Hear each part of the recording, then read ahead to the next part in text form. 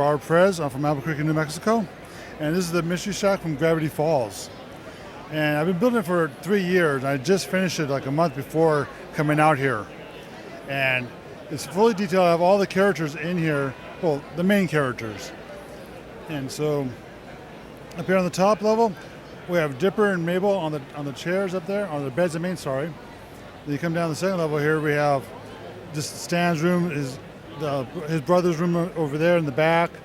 And then I just took different elements from different shows and stuff that I liked a lot, and I just threw them in there just to fill it up. On the ground level, I have all the rooms. I even have the hidden room that's right over here by the window, which has the carpet that changes everybody's personality from who they are. So you could be me, I could be you, I could be him, and so that's in this room here. I left the S on the ground because in the show it actually falls and hits on the ground, but during the show it stays up on the roof. So I was like, no, I'm leaving it on the ground. So if you go underneath there, so the tree over here, which has the Minecraft bird on it, you see Wendy on the top here. That's the secret. It's a metal tray that has a lever that you pull it, it exposes the staircase here going down into the bunker. I added some extra characters. I saw the Minecraft movie and I like it a lot, so I put them in there. So this is the hidden bunker. This is the hidden science lab where he worked at too. There's Wendy down there fighting the shapeshifter, which is the bunny rabbit now. Here's the portal. You can actually if you come into the portal here, there's an elevator shaft that's inside the middle of the shack here. It goes down and takes you down to the portal, or it takes you to Ford's secret laboratory over here. The portal was lit up by my bricks. I use all their stuff, and I just love the build a lot. And I don't know how many pieces, but it made it here from New Mexico. It only took me 9.5 hours to rebuild it. The totem pole there, I didn't realize when I was making it that it actually is an eagle and a beaver. So I was like, oh, I got the flying eye up there. These are for the hippies that come in during the show. So and Stan's like, he wants to get them for all the money he can. And so, but Zeus tells him, hey, why don't you work with them and try to just see what they want and try to make some money off of them instead. And he's like, oh, it's a good idea. The doors here actually lead down into the basement down here, which actually has a door there which lets you run around underneath this. My son, 5 years ago when I started this, he's like, hey, Dad, when you're done with this, can I have the bottom? I have this so I can play with it. Well, he's 19 now, and I'm like, now I finally finished it. So like, yes, son, you can have it now since you're 19 years old. But it's all meant to be played with, too. Just like in the sea cow, you can actually stick your hand inside there and you can move all the characters around. It's fully detailed. Like there's the living room over there. There's a TV. There's the skull from the dinosaurs in there. Over here is the museum. That's Stan's office there. There's the bathroom. I followed a guy online on YouTube to see the layout, and the best description he can give, I went with his idea on it. But the hallway there, because it's ground level, but then it also comes up higher. And we figured out how somewhere in there it moves. But in the TV show, there's no defined blueprints for this building. It is just random. Whatever they need for the time, they use it. So there's doors, there's passageways that you don't know where they go to. So I followed that one. So the hallway here actually makes a giant question mark. And so, but if you see in the staircase right there, he figured that they're standing there. He runs around the corner here, so he figures there has to be a ramp, and that's why I put the ramp right there. So you actually can see it. That's the printer that just makes all the duplicate dippers. And I just got the speakers now, so I can now put Zeus back there doing his DJing during the show. And what are some of the details in this section here? Okay, you're gonna love this one. Okay, starting over here in the corner here, they're selling skull candles. Well, how do you get the skull candles? And remember, in the show, Stan's actually going to call it the murder shack. So here's a head in a flower. The head's decaying over here. Over here, it's turned into a skull. And now you have the candle. and now he sells them up there. Then you have from the CMFs. There's a little house in a glass snow globe, which I put there because he was selling those too. Then there's also shirts in there. There's more creatures. There's a jar of eyes that he had. So I try to put all that into the gift shop down there.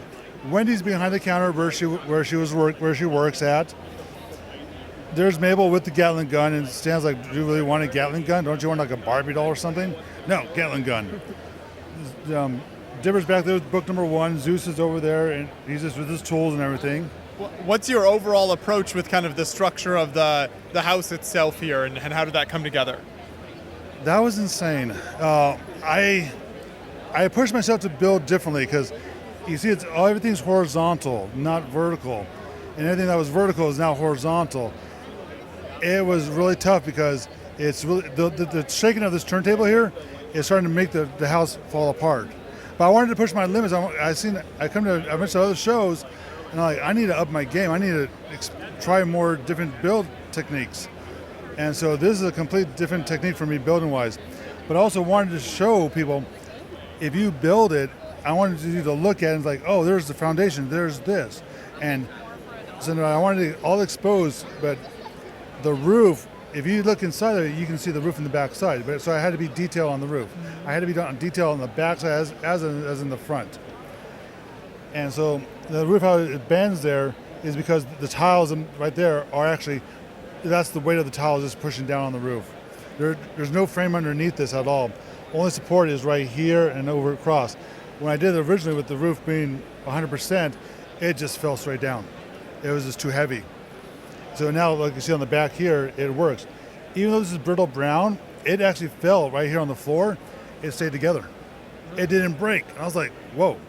I pushed the sign over the edge, and it didn't break. A few pieces came off, but it was like really simple to put back on.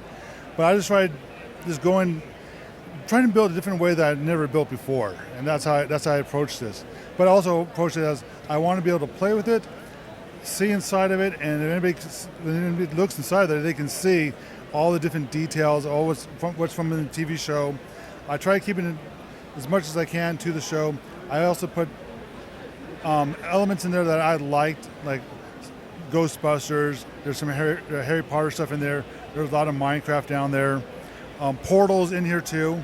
The machine from Portals is actually behind the fireplace in the museum area. I don't know if you saw that, but then Motoko Kusanagi from Ghost in the Shell, she's actually in the bathroom walking out.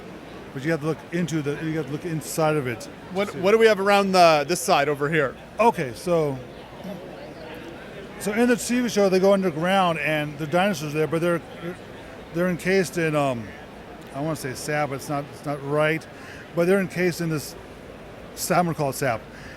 I couldn't make it look good. So I'm like, okay, the dinosaurs are going to be actually alive, running around underground, because they do show when it does one finger breaks loose and you see it twitching. So I'm like, okay, they haven't been covered yet. On the back side over there was a pterodactyl that took Waddles and took us down to its nest. So that's what's over here. That's what the mine carts are. That's my son decided to put cannons on it at the time. I left them. I didn't make no mine carts. I just left the cannons there. But that's what on the back side over there. What has the public reaction been like if people have come up and started to recognize the build and pick out different parts? Oh my gosh, we had one girl yesterday, she stopped, she froze right here, covered her mouth, and she was just like, oh, her eyes was wide open, she was amazed, and she's like, oh my gosh. Everyone's liked it, everyone's sort of like Gravity Falls. They even at the nighttime, they're like, your light up is like the best, you did it correctly. It's not too bright. It's just right. There's enough coloring, enough lighting in here. Everybody's loved it. They're just amazed. I mean, they're just shocked. Their eyes are wide open. Like, this is a good build. It's like the best build they've ever seen. Is there anything from the show that you had wanted to add that you just weren't able to include, or maybe you hope to do more in the future? I wanted to do the whole underground scene. When they leave the bunker, they have to go into this room. There's all these pieces that come out and it starts closing in on them. I wanted to build that, and that goes actually right here. It was really big, and at the time I was trying to rush to get it done, and I never made it. So that's the one thing I wanted to do, because I actually wanted to use Technic pieces and maybe have it closing in on them. That's the only thing I didn't get it put in this. But it is just, the detail work is what I like doing the most. This is all this is really. I just like the detail, and that's what takes the most time. Besides the roof, the roof was the hardest part of it. But the whole build is spectacular here, so I love the way that you've kind of had it rotating too, so you can appreciate it from all the different angles, because there is so much to take in. So thank you for all your work on this display here. I appreciate you taking us through it. Well, one thing, the turntable was last minute. Because on Friday night I saw that I had this table here, so no one's gonna be able to see the back. So I was on Amazon trying to find a turntable that could be delivered in the next day. I found it. We never tested it. We threw it underneath it because we had the base. I was already packing it, and like, okay, it works, but it's drooping. I got some Home Depot wood for $50. That's how much that little guy cost. We learned on this turntable that it shakes a lot. It defaults back to fast mode. Well, it destroyed my droids over here. And we didn't know that. It just fell apart. And we're like, oh, it's going fast. And so when it stops, it shakes. And then the shack is actually falling apart too. I'm glad it stayed together so far, though, so thank you once again. Well, thank you.